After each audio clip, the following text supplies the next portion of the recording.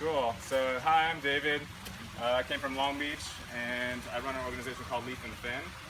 And so I've been designing and developing aquaponic systems for the past couple of years. And my largest system I've done now is at an urban farm in North Long Beach called the Growing Experience. And we installed a 1,000 square foot greenhouse with over 200 towers and over 1,500 gallons of fish tank. At full capacity, it can grow 10,000 pounds of produce a year and about 500 pounds of fish for harvest. And we've had yearly fish fries with tilapia, and it's really great stuff. So there's a lot of reasons why I recommend aquaponics or even hydroponics in general for growing plants and food for yourself. A lot of it is the sustainability aspect, growing food locally. Also the water conservation aspect of it, where you're using a limited amount of water compared to traditional agriculture. And so a major concept that I like to illustrate is the concept of food miles. So how far it takes for you to get the food that's harvested to your dinner plate. And so all the things that contribute to that, there's a lot of pollution that's as a result. There's a lot of gasoline and oil that's consumed. And then a lot of that food is lost to waste because it doesn't travel well. A lot of the food, when we're looking at leafy greens, is weight in water. So we're just transporting water for a lot of that produce. So just having that concept of food miles, how far it takes to get your food to your plate, is a underlying theme I like to share. And then it comes back to why aquaponics versus traditional agriculture. And some of the reasons we've talked about already, but it conserves water. So if you compare it to traditional agriculture, aquaponics, hydroponics is a very controlled system, and we can use a fraction of water that would traditionally be used in other agriculture. When we're using fish, we don't want to use harsh chemicals or harsh pesticides, because then it kills the fish, or it kills the bacteria that the fish depend on to convert the fish waste. So we don't use harsh chemicals. What else do we have? In traditional agriculture, a lot of the runoff from the production goes into the streams and the waterways. So our number one source of pollution in our oceans is actually coming from farmlands, washing into the rivers and streams and then to the ocean, and gives us these big algae blooms and things like that. So other things, because we're growing in controlled systems, we can really design a system based on the space it wants to be used. So we're not dependent upon soil. So we can grow on rooftops, we can grow on walls, we can grow in empty lots, paved lots, which otherwise are just heat load for the city. And we can also plant in higher density. So whereas we need some space to grow in traditional agriculture, we can grow in much higher density, pack them into much smaller spaces. So all that, we get more production per square foot, and we're growing in places that you wouldn't otherwise be able to grow in soil conditions. And all of that helps us reduce food miles. So, and if we haven't talked about the nitrogen cycle yet, that's the backbone of any aquaponic system. So just like any other farm production or for agriculture, we're using manure of some sort. Chicken manure, cow manure, some sort of manure fertilizes the soil that then fertilizes the plants. In our case with aquaponics, we're using fish waste that gets converted by two series of bacteria that then convert it to a usable nutrient for the plants. So that's the exciting nitrogen cycle, and that's the backbone of all aquaponics. The thing about aquaponics is it does take some time to get the system in balance. So when you first add your fish, they're going to be creating ammonia, and there's not necessarily bacteria already in the system, so you have to wait till they kind of start consuming that ammonia, converting it into nitrites, and then there's another bacteria that comes in and converts those nitrites to nitrates, which is what the plants eat. So it does take some time to get an established system set up, but once it's set up, it's a very robust system that can last for a very long time. You're not having to go out and purchase fertilizer and all these additional components to supplement the system. Your main input is going to be fish food.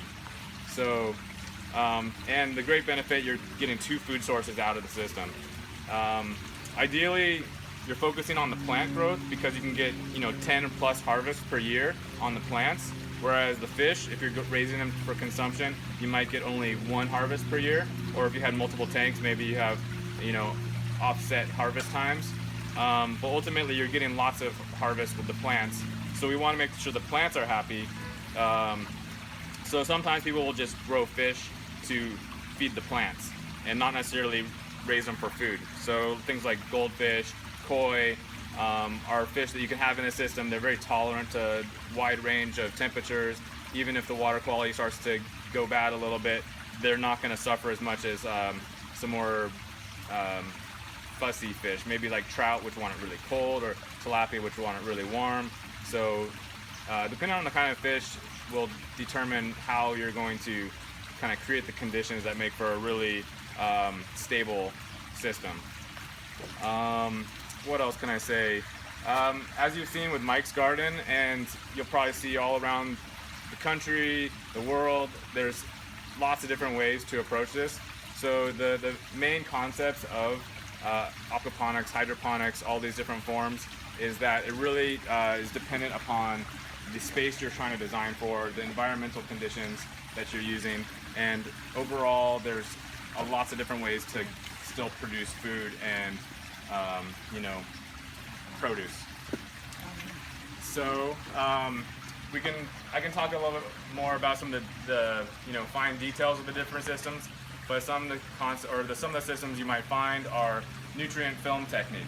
So if you see like rain gutters with little net pots in there with plants growing out of it, there's a thin layer of nutrient water that's trickling over the roots. That's nutrient film technique.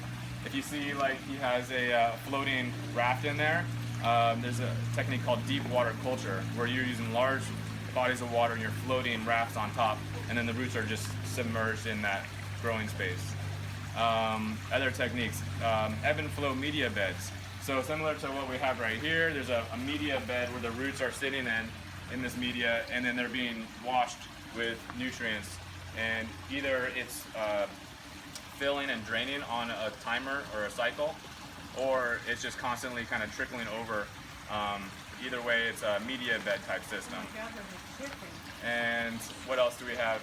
And then there's aeroponics, and there's some I feel like there's some confusion with aeroponics, because it is a very sophisticated method for growing food, where they use high pressure sprayers that mist the roots.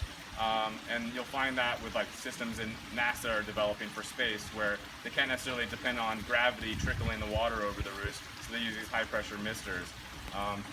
And with hydroponics using aeroponic methods, they can be fairly costly because of the pressurized systems, the tendency for the nozzles to get clogged from the nutrients that are building up over time.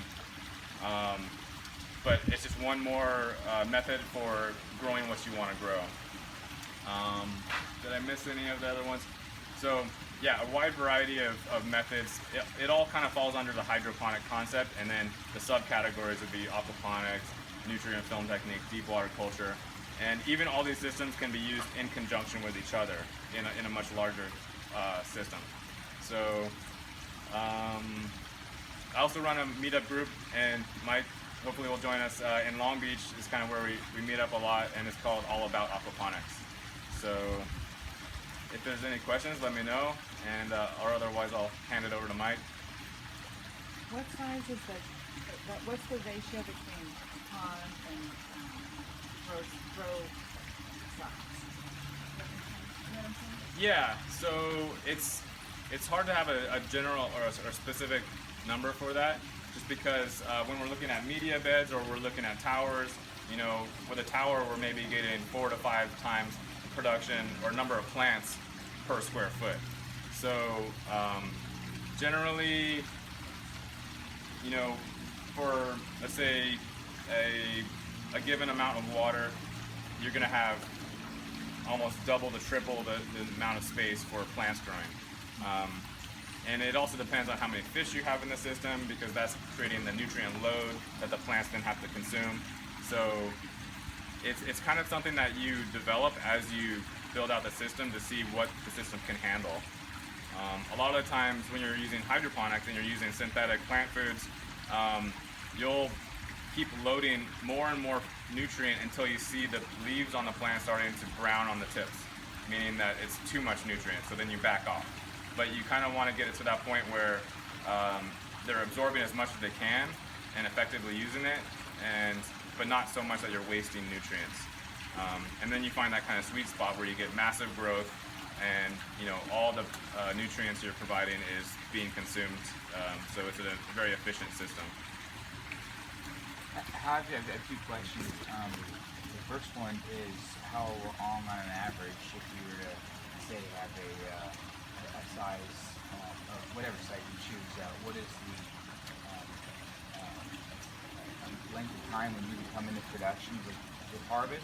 And the second question is, do you notice a difference between different fish where there are bigger nitrogen producers versus like tilapia versus koi or goldfish, or there's some that basically just have more nitrogen but basically more food? I mean, have you studied that yet? Do you see a difference in the different species? From what I think it really depends on the amount of food you're feeding them, and as long as it's all getting consumed, they're gonna produce that equal amount of waste. So I don't think it's necessarily a huge difference in the fish species amount for the amount of kind of nutrient that they're creating. So goldfish versus catfish versus other types of fish. I don't think there's necessarily a significant difference in that.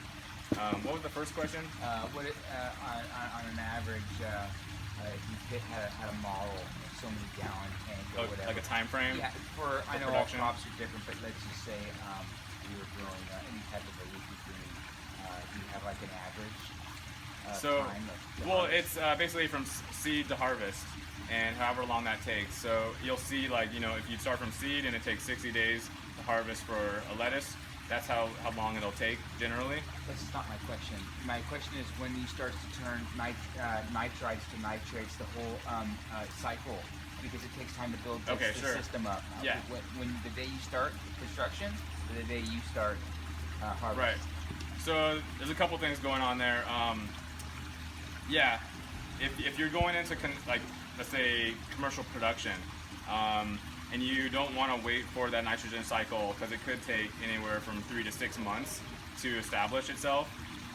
There are ways to speed it up. There are some additives you can add to the mixture which kind of contain that bacteria already. So then once you have fish in there, it's already inoculated, and now it's starting to convert things, but you still have to, that colony of bacteria needs to still grow with the amount of waste that's being produced. So that is a transition time that could be anywhere from a couple months to 6 months, let's say, and maybe not even until like a full year until it's really a solid, conversion capacity. But some farmers may start out with hydroponics because from day one you're adding the nutrients that's needed to get that seedling to harvest in the optimal amount of time. So some people will start with kind of a dual approach where they'll start with hydroponics and synthetic nutrients to at least get the market out the door, and then while that's going, they're cycling their aquaponic tank, and until that's established, then they can just switch out the hydroponics and go full for the aquaponics. So it's like a staggered approach, but at least it gets something at the market that you're starting to get revenue from, as opposed to having to wait for that nitrogen cycle to fully establish. Thank you. Sure. The power requirements for all this. You just plant some things in your backyard, you have some water. Now we've saved water, but we need electricity or some power source. Yeah, the pumps that are required, and in a optimal system, you're only using, let's say, one pump, because it reduces the potential for failure. If you have multiple pumps and each one is dependent for the system to function, and if one goes down, well, the whole system goes down. If you have only one, well, at least you can have a backup on hand and swap that out really quickly and still be up and running. These pumps, they're, a couple dollars, maybe $5-10, with power usage, and so it's fairly minimal per month in terms of electrical cost. A lot of people experiment with solar panels to offset that cost, and there's some really interesting things you can do with air pumps to move water, and it helps oxygenate the water. It also can move the water from different places without the requirement for additional pumps, at least mechanical pumps. And so that's a concept called air lifts. using an airlift to create kind of pressurized system that moves water from one system to another. And I've used those and find them really effective for actually removing solids from a system. So fish are producing waste. If you have a mechanical pump, it could slowly build up with that solid waste and clog, whereas an air pump, just bubbling up bubbles, it's not going to get clogged as easily, and it'll move those solid waste into a catchment where you can filter it out, either transfer it into a compost system that you might have, or there are actually ways to brew kind of tea formulas that you can water your plants with. It just needs time to convert that solid waste. Solid waste can become an issue in some of these media bed systems just because it starts, building up over time, and then water flow doesn't move as easily. So then you get stagnant areas. Stagnant areas lead to anaerobic conditions. Anaerobic conditions throws pH, throws all these things off, and kind of harbors bad bacteria. So ideally in all these systems you have good water flow to keep everything aerobic. Lots of oxygen for the roots. The roots need oxygen just as much as the fish and the bacteria. So, I mean, you're way over my head. I can't forget. But this is technical, scientific stuff. So you do this for a living, I'm assuming, right? Yeah. Okay. And how long did you go to school, and what school did you go to? So I went to Cal State Long Beach, and I studied design. So my background's in design, and I've been applying it to food systems. And so I've been working with Aquaponics for 3 to 4 years now, like regularly, and then just experimenting at home before that, because all I had was an apartment balcony garden, and what could I do with that? So looking at growing food in the urban setting where people don't have access to soil.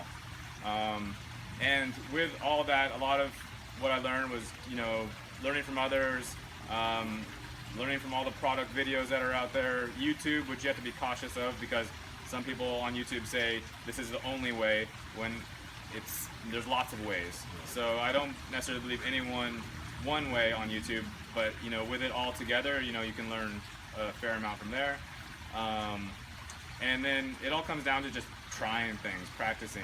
So you'll lose fish, you'll lose plants, that's part of the process. If you lose a fish, plant it in your soil and let the microbes and stuff break it down and feed your plants. It's all just part of the process.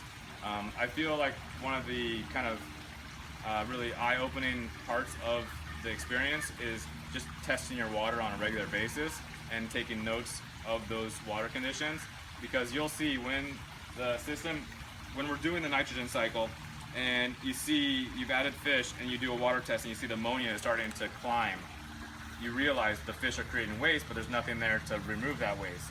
Then you're doing another water check maybe a week or two later, and all of a sudden you see the ammonia starting to go down, but the nitrites are starting to go up. So you're seeing, you're tangibly seeing how these bacteria are coming alive, converting this waste into a plant food. And then if you do maybe a couple weeks later, and you do another water test, you see, well, the ammonia is down to 0 now, and the nitrites have gone down to 0, but the nitrates are up high. And so you start seeing this transition, and it's only through that experience over time that it just clicks. So when you first see it and you're taking water tests and I don't know what these numbers mean or anything like that, but you do it kind of regularly, and it just becomes the practice, and all of a sudden everything just kind of makes sense.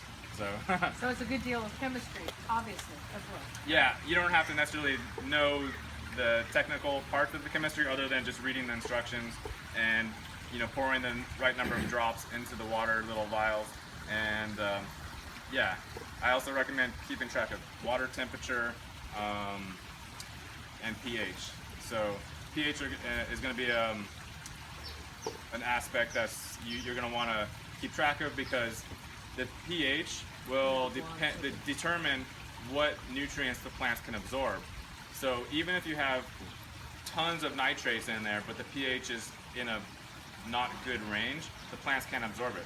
So you could add as much fertilizer as you want, but those plants just can't have it at that certain pH.